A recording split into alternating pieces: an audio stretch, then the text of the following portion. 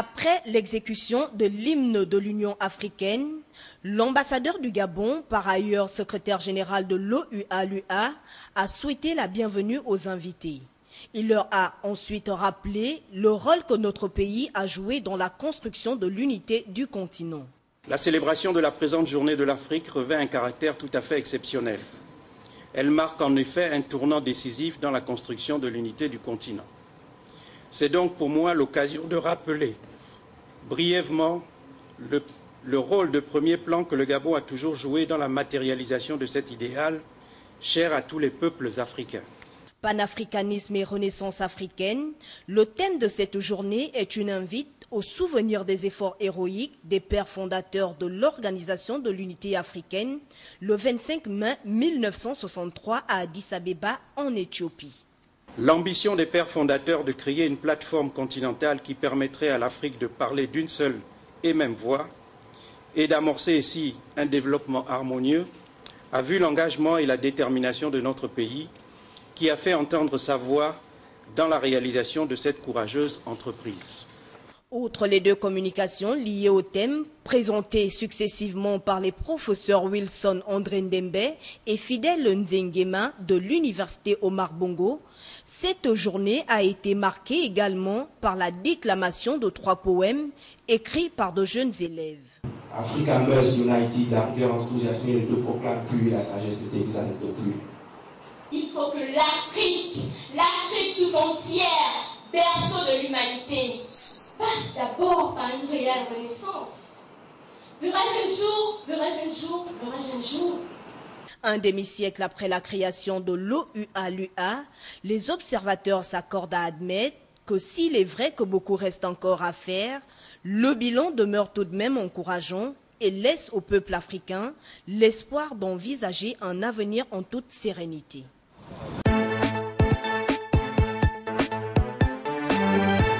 Ministère de l'administration territoriale dès les premières heures de la matinée à Bamako. Le dispositif vise à sécuriser la cérémonie de proclamation des résultats provisoires complets de l'élection présidentielle du 28 juillet. D'après ces résultats, 2 candidats se qualifient pour le second tour prévu pour le 11 août. Le candidat Soumaïla Cissé, nombre de voix 605 901 voix, soit 19,44%. Le candidat Ibrahim Boubacar Keïta, 1 222 657 voix, soit 39,24%. Dans les rues de Bamako, c'est dans le calme que la population accueille ces résultats provisoires. Des résultats qui seront transmis à la Cour constitutionnelle. Dramane Dembélé, arrivé en 3e position avec 9,5% des voix, a d'ores et déjà promis d'introduire un recours. Nous, on va introduire nos requêtes et vers la fin, certainement il y aura un candidat proclamé. Et nous, moi en tant que républicain, j'accepterai ces résultats-là, si c'est confirmé par la Cour constitutionnelle. Membre de l'Internationale socialiste, l'ADEMA PASJ devrait, sauf coup de théâtre, appeler à voter le candidat Ibrahim Boubacar Keïta, socialiste.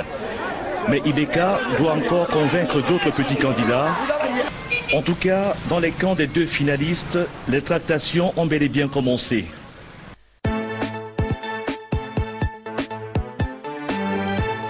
Le tribunal de commerce d'Abidjan, un tribunal qui a pour mission, entre autres, le règlement des litiges commerciaux et la gestion des registres de commerce. Après 9 mois d'exercice, les responsables de l'instance dressent un bilan. Selon le président du tribunal, Komoué François, c'est un bilan jugé positif. Le bilan est globalement satisfaisant parce que les litiges sont réglés rapidement, l'administration judiciaire chez nous est performante et tout se fait en toute transparence. Et toutes les enquêtes que nous avons faites auprès des justiciables et des opérateurs économiques et tous les échos qui nous parviennent nous disent que nous sommes sur la bonne voie. Abondant dans le même sens, le directeur de cabinet du ministre de la Justice, des Droits de l'Homme et des Libertés publiques a encouragé toutes les actions menées par cette juridiction en si peu de temps. Nous sommes satisfaits d'abord du nombre de décisions rendues, mais également de la qualité des décisions rendues. Tout n'a pas été rose au cours de ces 9 mois. Le tribunal a été confronté à des difficultés qui pourraient jouer sur son bon fonctionnement. Le nombre de juges est insuffisant par rapport au volume du contentieux qui s'accroît de mois en mois. Et donc nous avons souhaité avoir au moins 3 juges en supplément pour nous permettre l'année prochaine de diviser certaines chambres et de répondre encore plus promptement aux attentes des opérateurs économiques. On a souhaité aussi que les questions liées aux indemnités des primes des juges consulaires, des juges professionnels, des greffiers et du personnel d'appui trouvent une solution, parce que cela constitue une source de motivation assez importante pour maintenir les gens dans l'effort continu. En termes de perspectives, le tribunal de commerce prévoit la gestion électronique des procédures dès l'année prochaine.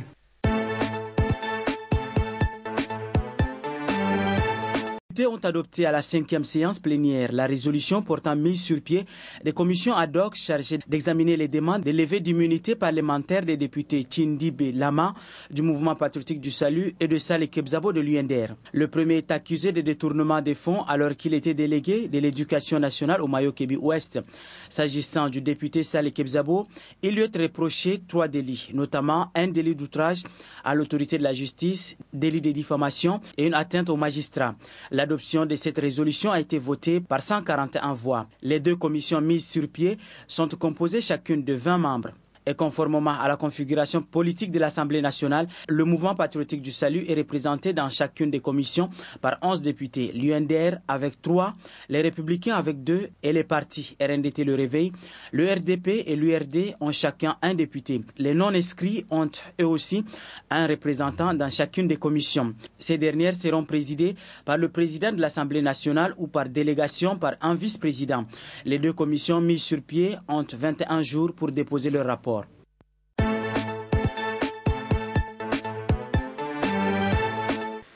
Après s'être enquis de la situation socio-économique de la capitale des Rostomides, le Premier ministre Ali Malek Sellel a levé le voile sur un ambitieux projet dont bénéficiera Tiaret et qui fera d'elle une véritable plaque tournante dans l'échiquier économique national.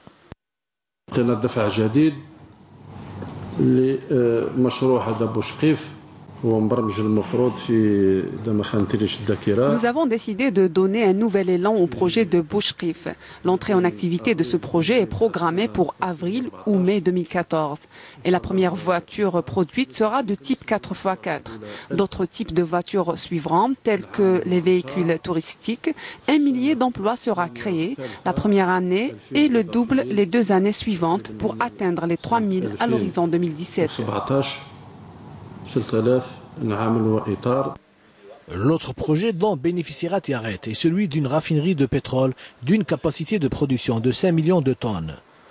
Au volet logement, Sellel a inspecté le projet de réalisation de 1900 logements publics locatifs destinés à répondre à la forte demande exprimée sur le logement dans l'agglomération de Tiaret.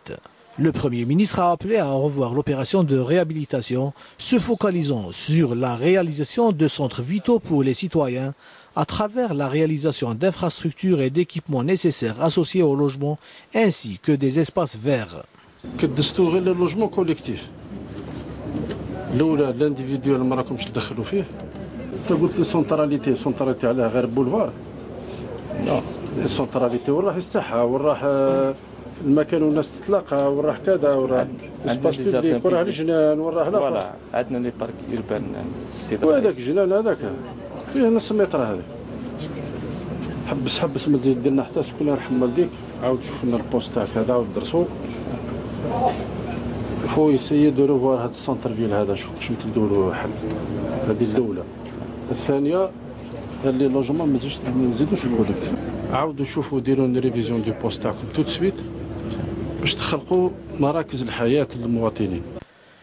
Une visite qui a dû certainement redonner espoir aux habitants de Tiaret, qui ont bénéficié également de plusieurs projets structurants, tels que les nouvelles structures au niveau de l'université Ibn Khaldoun, de la ligne ferroviaire à un seul sens reliant Tiaret-Tissemsilt et de la ligne reliant Tiaret à Saïda. Tiaret bénéficiera également d'un centre mère-enfant, une structure qui permettra une meilleure prise en charge des malades et leur évitera surtout les longs déplacements vers d'autres wilayas du pays.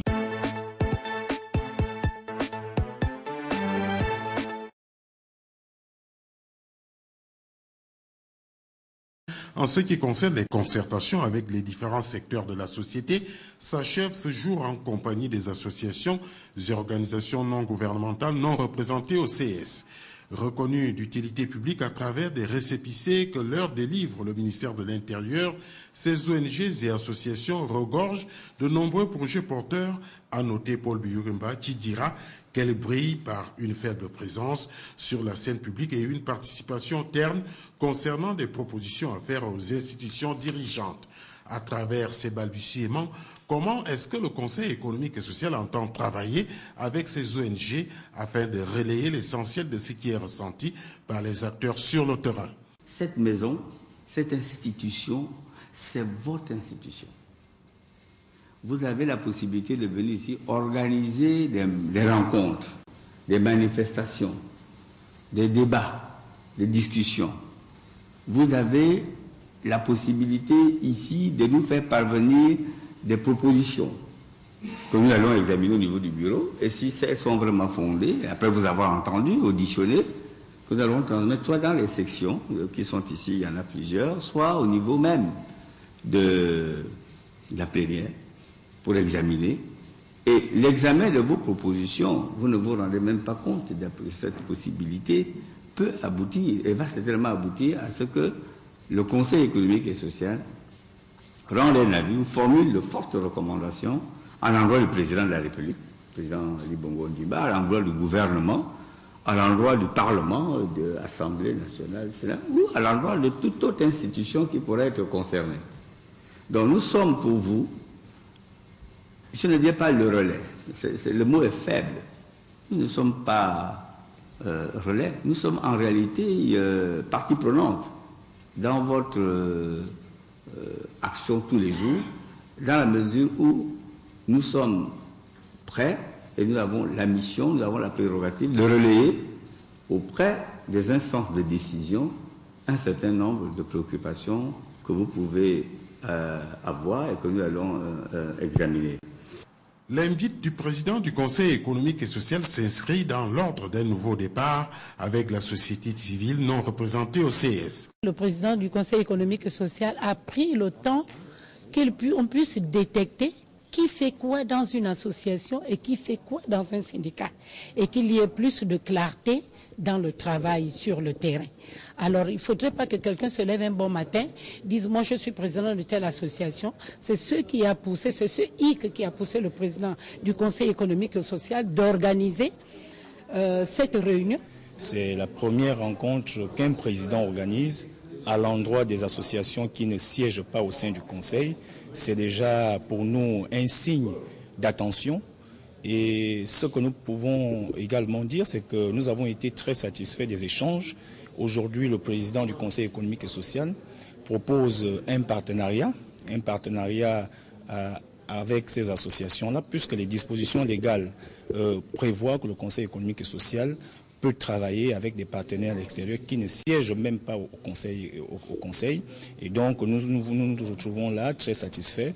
Pour donner suite et corps à l'entretien d'aujourd'hui, un groupe restreint a été mis sur pied. Celui-ci se chargera de proposer et de faire parvenir au bureau du Conseil un rapport sur ce qu'il y a lieu de faire de manière périodique ou annuelle.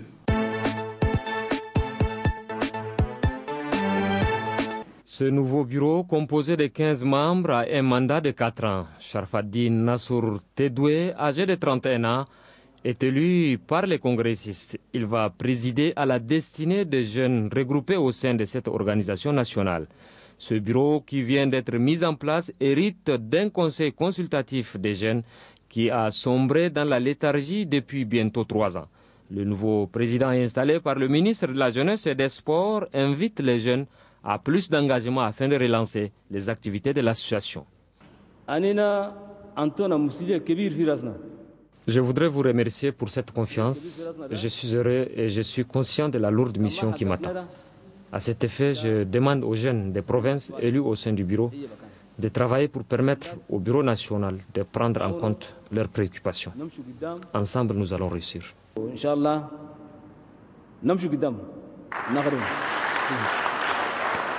Le ministre de la Jeunesse et des Sports a félicité les congressistes pour leur degré de maturité associative. hier dispersés, aujourd'hui décidés et rassemblés autour de votre propre organisation, le CNCJ. Dieu merci, en ces jours bénis du jeudi, où vous avez réussi à l'unanimité, composer votre bureau qui doit se mettre dans bientôt au travail. Je vous remercie pour votre sagesse et pour votre sens du patriotisme. La vision des plus hautes autorités de la République du Tchad est celle d'une jeunesse ambitieuse, dynamique et entreprenante pour accompagner l'émergence d'un Tchad nouveau. Pour cela, il doit être uni, forte, audacieuse et entreprenante, je veux dire. Les participants à ce 3e congrès extraordinaire du CNCJ ont adressé une motion spéciale de remerciement au président de la République, Idriss Déby Itno, pour son engagement aux côtés de la jeunesse. Une autre a été adressée au ministre de tutelle pour la réussite de ses assises.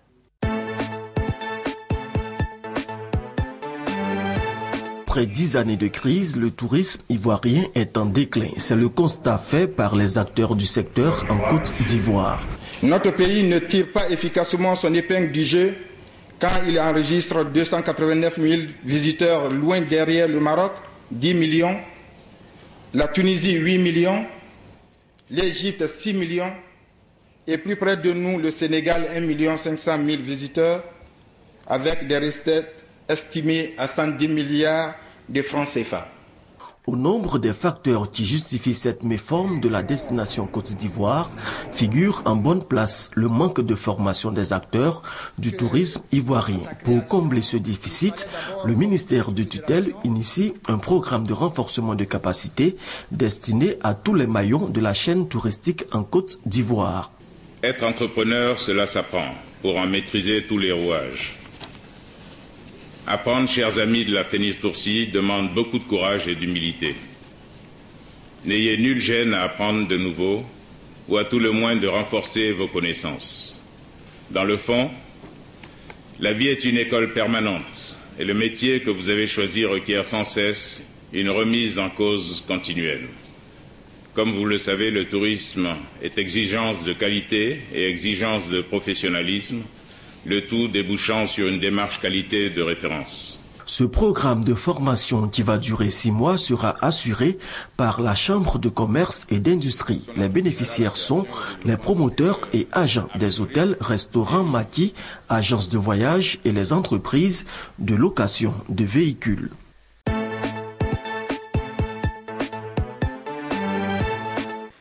Après s'être enquis de la situation socio-économique de la capitale des Vostomides, le Premier ministre Abdelmalek Sellel a levé le voile sur un ambitieux projet dont bénéficiera Tiaret et qui fera d'elle une véritable plaque tournante dans l'échiquier économique national.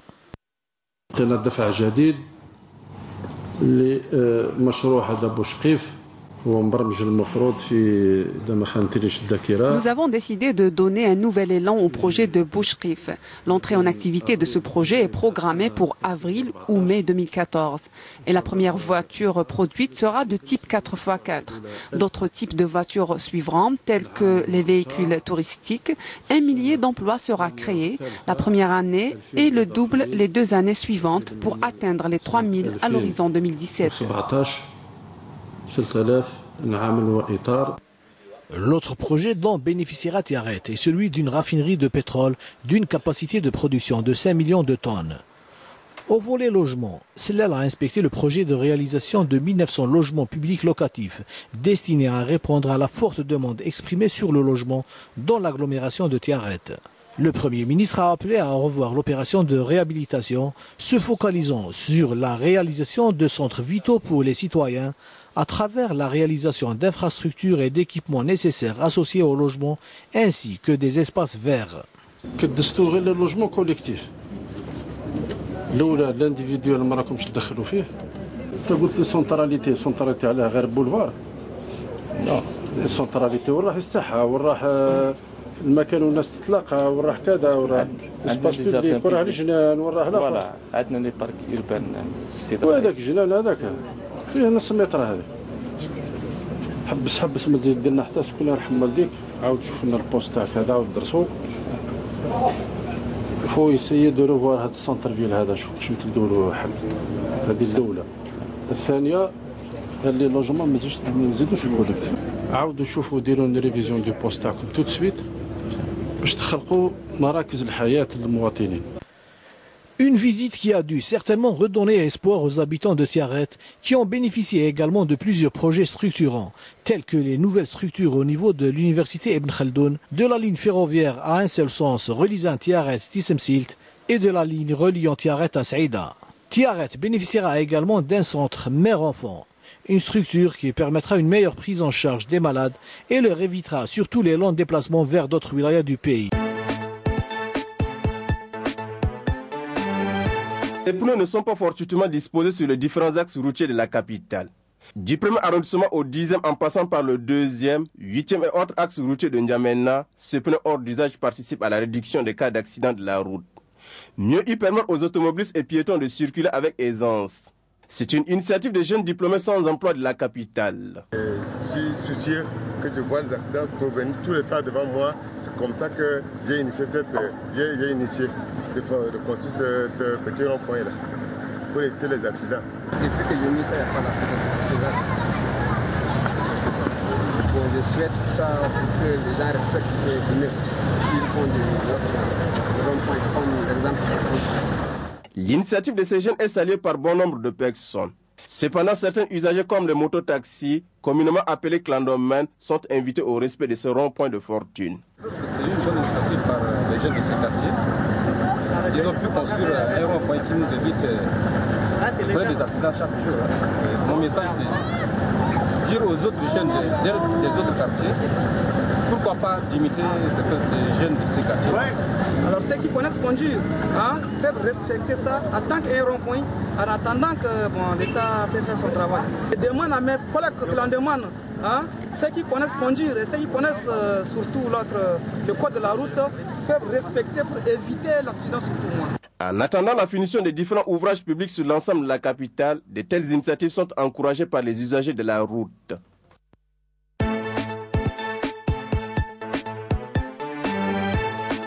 Depuis plus de 4 années, le Tchad peut se targuer d'être un havre de paix au milieu d'une Afrique en turbulence.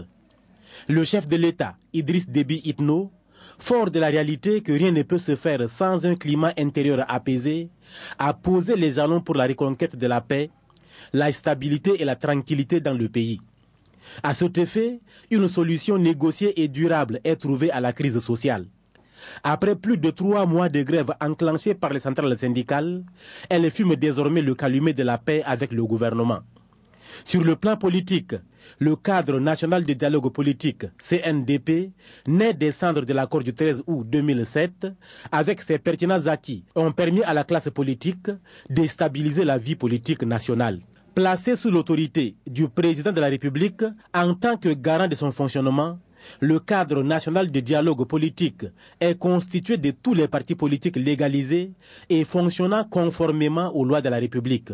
Un cadre élargi aux membres désignés représentant la société civile. Considéré comme pays stable, le Tchad a acquis une certaine notoriété, une certaine confiance à l'extérieur. La visibilité et la confiance dont le Tchad jouit depuis un certain temps sont le résultat d'une diplomatie très active et très dynamique, n'est-ce pas, conduite par le ministre des Affaires étrangères sous la haute autorité du président de la République. Cette diplomatie, elle est centrée essentiellement sur la recherche de la paix et de la sécurité. Parce que nous partons du principe que la paix, la stabilité du Tchad dépendent aussi de celle de ses voisins, qu'ils soient immédiats ou lointains. Mais pour conforter cette visibilité et cette confiance, il nous faut également affirmer notre présence sur la scène africaine, mais également sur la scène mondiale. Et c'est pour cette raison que depuis quelques années, nous avons multiplié nos représentations diplomatiques à l'extérieur. Aujourd'hui, le Tchad a environ 45 ambassades et consulats généraux en Afrique et de par le monde. Disons, le Tchad est représenté dans environ une centaine de pays, si on compte également les pays sous juridiction.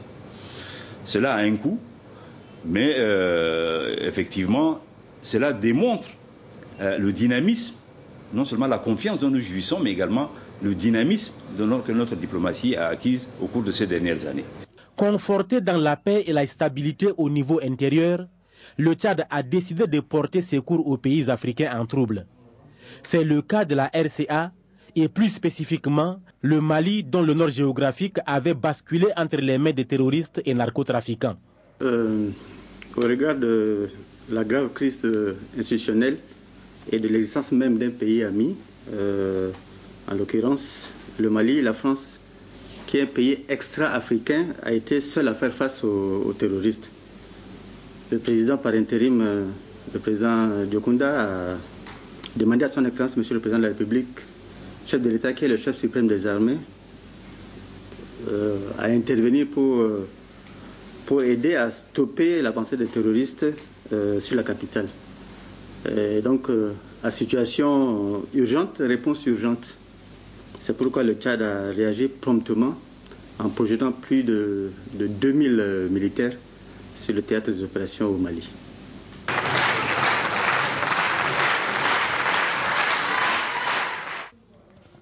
Ce qui a valu le prix Cédar spécial décerné par le journal sénégalais Nouvel Horizon au chef de l'État Idriss Déby Itno et le trophée de l'homme de l'année 2012 remporté par les forces armées tchadiennes en intervention au Mali Fatim au cours de la 10e édition Cédar. Une récompense qui vient couronner les efforts du Tchad dans le rôle qu'il a joué pour sauver un pays, un peuple dangereusement menacé dans sa souveraineté et son intégrité territoriale par les terroristes illusionnistes et narcotrafiquants. L'intervention du Tchad a incontestablement contribué au retour de la paix et de la stabilité au Mali. Il n'est un secret pour personne que l'intervention du Tchad a largement contribué non seulement à stopper l'avancée des terroristes vers la capitale, mais aussi à détruire complètement l'essentiel de leur potentiel humain et de leur matériel. Ce qui a permis, à n'en point douter, aujourd'hui, si les élections se passent au Mali, c'est grâce à cette intervention également qui a permis que la stabilité puisse être là et pour que ces élections puissent se passer dans les bonnes conditions comme vous le suivez. Autant le Tchad était aux côtés du Mali, autant il n'a pas marchandé son soutien à la Centrafrique. Au début de la crise, le Tchad a abrité un sommet extraordinaire consacré à la crise en RCA. Sommet ayant regroupé les chefs d'État et de gouvernement de la CEAC. Une rencontre qui a accouché de décisions concrètes pour la résolution de cette crise.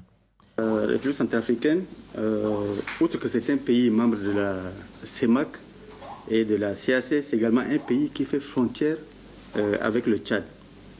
Les liens avec ce pays frère sont multiples et séculaires. Et il faut relever également que le président de la République, Idriss Déby Itno, est le chef et le président de la CAC. Et donc, à l'appel de ses frères, il a intervenu promptement pour que la situation soit stabilisée. Je dois également dire que les militaires tchadiens qui ont intervenu en RCA l'ont fait sous l'auspice de la CEAC dans le cadre de la MICOPAX. Depuis lors, le Tchad jouit d'une visibilité et d'une représentativité remarquables et est de plus en plus présent sur la scène internationale. Incontestablement, le Tchad est perçu non seulement en Afrique, mais même dans le monde comme un acteur essentiel, je n'ose pas dire incontournable, dans le règlement de certaines crises en Afrique. Le rôle que le Tchad a joué en RCA et au Mali, aux côtés d'autres pays, a été déterminant, comme vous le savez, dans l'éradication de des menaces qui pesaient sur la stabilité et la sécurité de ces deux pays. Le rôle que le Tchad a joué également a conféré un leadership incontesté au président de la République. Et c'est pour cette raison d'ailleurs que ses avis sont sollicités, ses analyses sont demandées. Et le Tchad est associé aujourd'hui à toutes les concertations sur les questions de paix et de sécurité en Afrique centrale, mais également en Afrique de l'Ouest. Depuis quelque temps, le Tchad est considéré comme un pays stable. Il a acquis une notoriété, une visibilité, mais également de la confiance. Et tout cela, c'était des acquis formidables, mais qu'il nous faut savoir maintenant préserver et capitaliser. Prudent et prévoyant, le chef de l'État, Idriss Déby Itno, a créé des instruments de maintien de la paix et de la stabilité avec ses voisins immédiats. C'est l'exemple des forces mixtes Tchad-Soudan ou Tchad-Soudan-Centrafrique. Des forces mixtes qui multiplient patrouilles et contrôles en occupant les postes et sécurisant les frontières.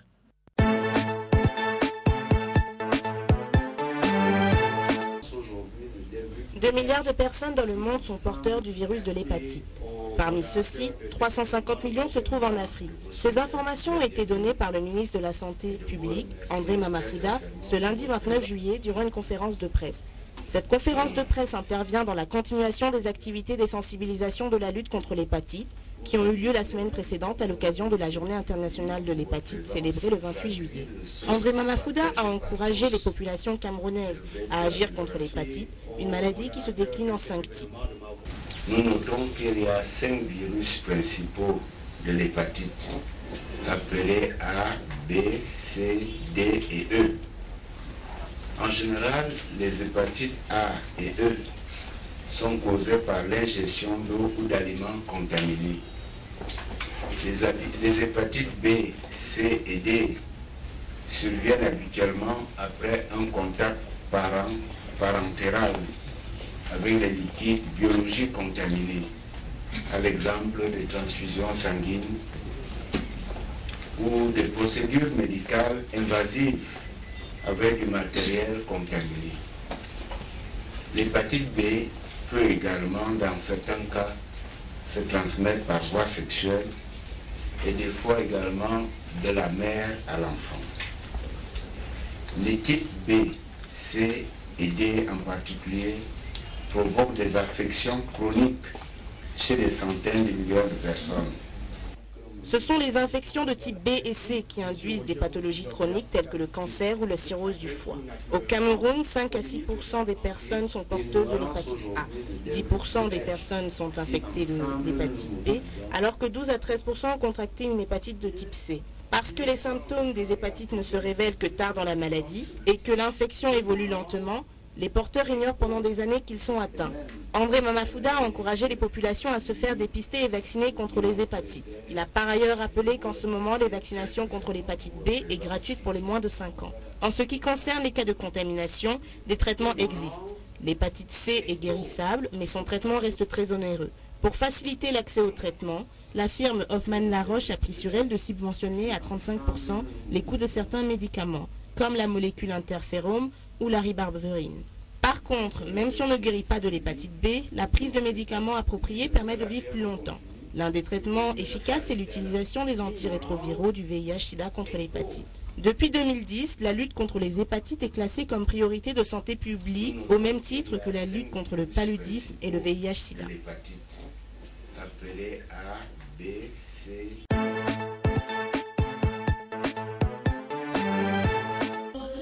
Bientôt ramener des procédures administratives pour le ministère de la Jeunesse et de l'Éducation civique au Cameroun.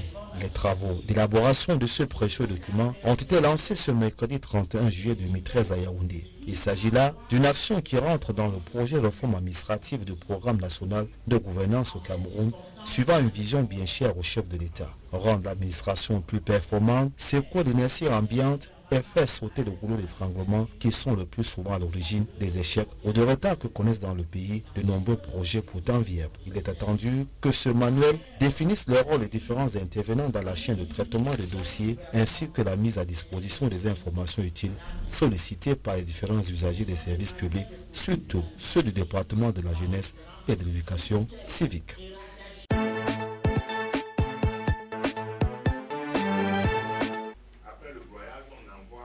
Les capacités des journalistes camerounais ont été renforcées à Yaoundé pour ce qui est de la maîtrise de l'information agricole et de développement.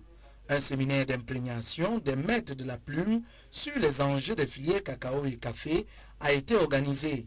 Placé sous l'impulsion du Conseil interprofessionnel des filières cacao et café, les journalistes regroupés au sein du réseau des journalistes camerounais pour l'agriculture et le développement ont perçu avec netteté l'état des lieux et les perspectives des filières cacao et café au Cameroun et à l'international. L'explication sur la fluctuation des prix du cacao et du café sur le marché boursier a été longuement déployée et pour être à l'abri, la balance production-consommation doit être stable dans un pays. Dans le marché mondial, le Cameroun ne vaut que 5% dans les balances commerciales pour ce qui est du cacao, alors que la Côte d'Ivoire est à 35%, le Ghana à 21%, l'Indonésie 13%. Pour ce qui est du café, l'Éthiopie est le plus grand pays producteur en Afrique, le Cameroun est le 7e sur le plan africain et 25e sur le plan mondial.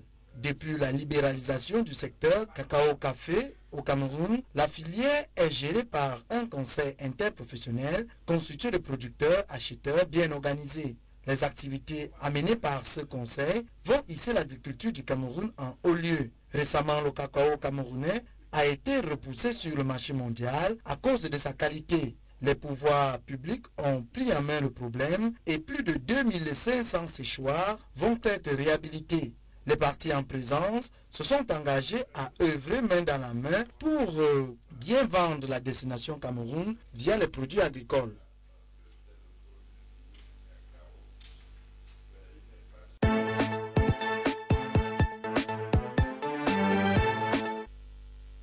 L'islam, la religion qu'il faut à l'heure qu'il est pour le monde qui est par rapport au jour qui sera. L'ouvrage vient d'être présenté au public de la région de l'Est Cameroun par son auteur Cheikh Moussa Longwe. Dans cette œuvre, l'homme de lettres et surtout prédicateur décrit les problèmes de l'islam en Afrique, établit le rapport entre le christianisme et l'islam à travers la descendance des deux envoyés de Dieu et prophètes que sont Jésus-Christ et Mohamed, qui sont des fils d'Abraham. Cheikh Moussa Longwe appelle à l'unité de tous les croyants et propose à travers son mémoire un organisme islamique interafricain pour la culture et l'expansion de l'islam. Cet organisme aura pour mission, entre autres, de prêcher et d'élever la parole d'Allah au-dessus de toutes choses, le respect et l'obéissance à tous les prophètes, assurer la sécurité des personnes et de leurs biens, ainsi que le respect des droits des enfants. Je crois que par rapport à la manière dont l'islam a été véhiculé, en Afrique surtout, et un peu dans le monde entier, et qui, cette instance supérieure, suprême, religieuse, manque pour essayer un peu de converger les idées pour la bonne mise en place de cette situation. C'est pour cela que j'ai pensé que les Africains, plus précisément la base au Cameroun, devraient accepter que je mette cette base fondamentale afin de gérer les problèmes religieux à travers la philosophie spirituelle et religieuse de l'islam en Afrique. Né en 1968 dans la ville de Bang, département de la KDI, région de l'Est Cameroun, fils de deux parents catholiques de tribu Mézimé, est converti à l'islam en 1993. Cheikh Moussa Longwe est marié et père de 7 enfants.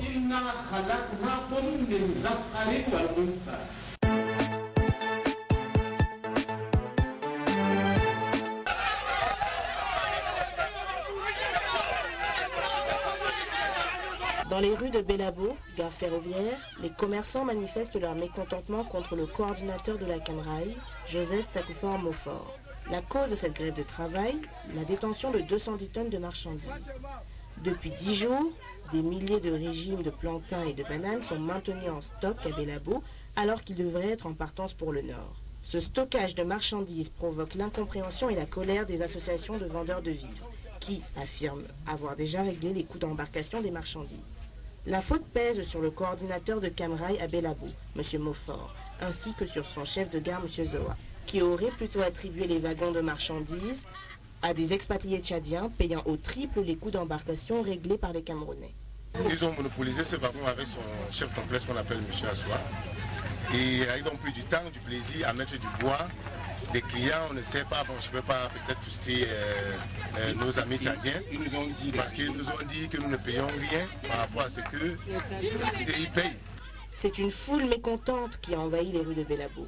Ils réclament le départ de M. Mofort. En effet, des Camerounais meurent de faim alors que des tonnes de plantains expirent dans les entrepôts faute d'être évacués. Face à cela, les commerçants de Bélabo n'ont d'autre choix que de se saisir du problème eux-mêmes. Les manifestations des commerçants continueront jusqu'à ce qu'ils estiment que justice soit faite.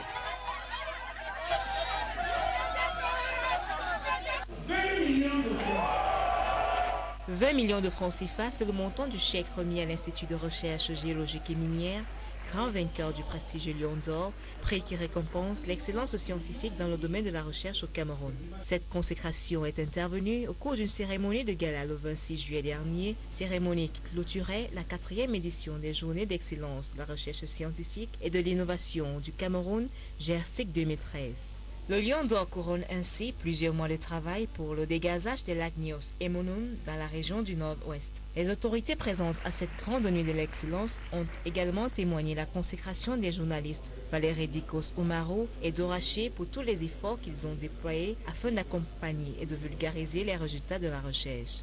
Autre distinction marquante de la soirée, celle décernée à MG Soft pour son innovation technologique. Véritable précurseur dans le domaine, MG Soft conçoit et développe des applications mobiles dont Catastropha qui publie des informations en matière de prévention et gestion des catastrophes naturelles. Madeleine Chinté, ministre de la Recherche scientifique et de l'innovation du Cameroun, s'est dite satisfaite du déroulement des GERSIC 2013. Elle donne rendez-vous dans 2 ans pour une nouvelle édition.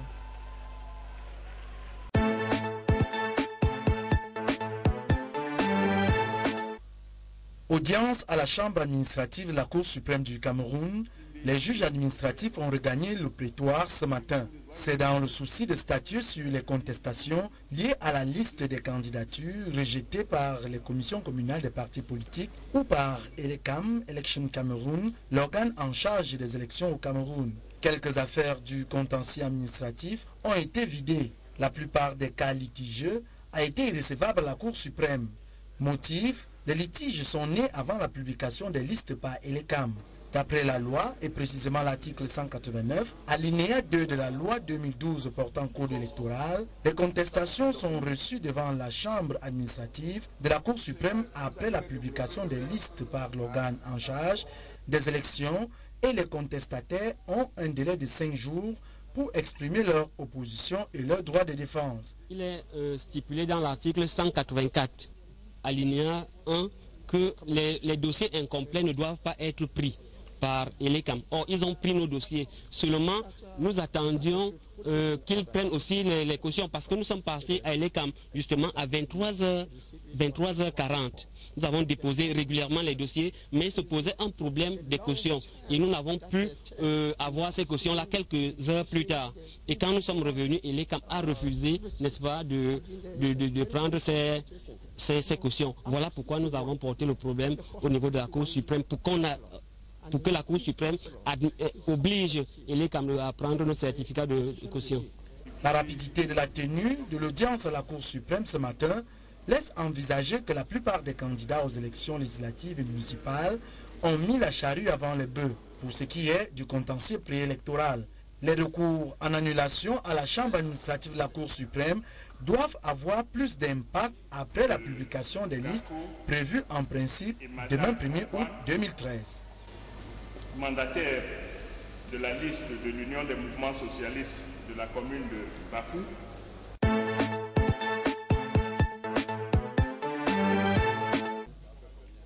Le portail d'entrée changé est désormais coulissable. C'est le fruit d'une action volontaire de la 41e promotion des stagiaires officiers de police judiciaire en formation dans cette caserne d'instruction.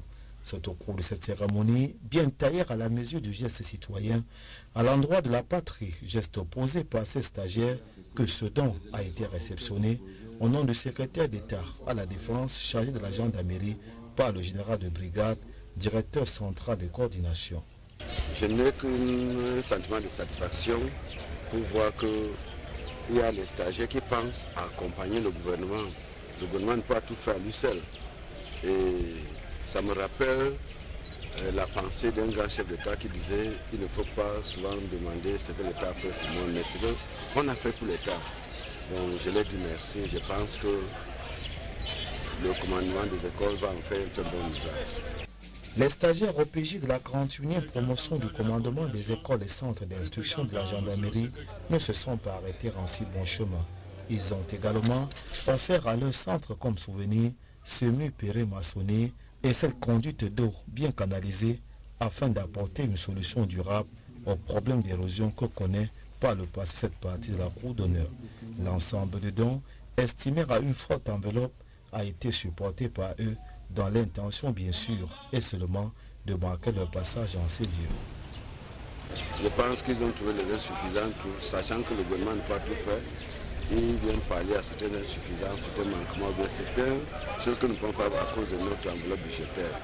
Donc c'est presque une tradition, mais ce n'est pas une obligation. Si une promotion ne fait pas, ce n'est pas, il y a d'autres qui ne font rien, mais ceux qui font les merci. 856 au total, avec 3 décès enregistrés entre-temps, les stagiaires au PJ de la 41e promotion du commandement des écoles et centres d'instruction de la gendarmerie sont presque déjà au terme de leur stage qui a duré 16 semaines. 16 semaines d'enseignement à la fois théorique et pratique qui viennent enrichir leur parcours et font d'eux ce qui est attendu sur le terrain, qu'ils soient des gendarmes exemplaires et rompus à la tâche, surtout en ce moment où les défis sont énormes au Cameroun.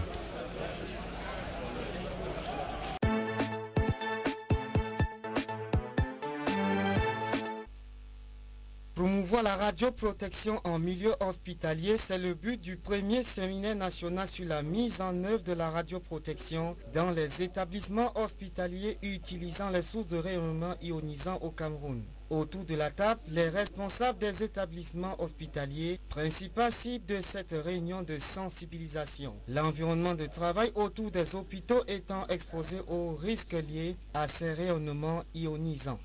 Nous avons besoin des services de radiologie pour un bon diagnostic, mais il faut savoir qu'il y a des rayons X, et si on n'est pas protégé des rayons X, on peut faire l'objet d'un cancer. Les premiers qui sont concernés sont déjà ceux qui travaillent au quotidien dans ces cabinets, et nous notons près de 700 travailleurs, et même également donc, nous autres qui allons dans ces cabinets. Nous pensons donc à la suite de ce séminaire, chacun de nous sera plus sensibilisé sur la nécessité de mettre en avant la protection d'abord du travailleur, puis du patient, et enfin que nous ayons des équipements de qualité pour qu'on puisse toujours produire un bon diagnostic qui permettra de bien prendre en charge le patient. Dans l'exposé du directeur de l'Agence nationale de radioprotection, on retiendra que la radioprotection permet de faire des examens sur le corps sans avoir recours à des opérations chirurgicales. Opérationnelle depuis 2007, l'ARNP a déjà formé environ 400 travailleurs sous rayonnement ionisant. L'exposition à ces rayonnements a des effets biologiques et des risques de cancer sur le corps humain. Sur le terrain, les actions de l'ARNP connaissent beaucoup de difficultés, d'où l'urgence de la formation. Quand il n'y a pas de réglementation en place, les gens peuvent être assez laxistes, même s'ils connaissent les normes. Donc, depuis que le chef de l'État, son excellence Biya, a rendu opérationnel l'ANRP en 2007, nous devons prendre en compte tous ces dysfonctionnements qui pouvaient exister avant l'existence de l'ANRP. Et c'est ce que nous avons fait à travers un inventaire national qui a couvert toutes les régions du pays. Nous avons identifié les failles, les dysfonctionnements. Maintenant, nous avons mis en place un programme pour redresser, y compris ce que nous faisons aujourd'hui avec le ministère de la Santé, qui a reçu notre rapport et qui s'est engagé, le ministère de la Santé s'est engagé à mettre en œuvre la radioprotection dans son secteur d'activité. Il est attendu à l'issue de ce séminaire la prise en compte du risque de radiologie, le respect des normes de radioprotection dans la pratique et les services utilisant les ressources de rayonnement ionisant, tout comme une meilleure perception de chaque acteur dans la protection des patients, du public et de l'environnement.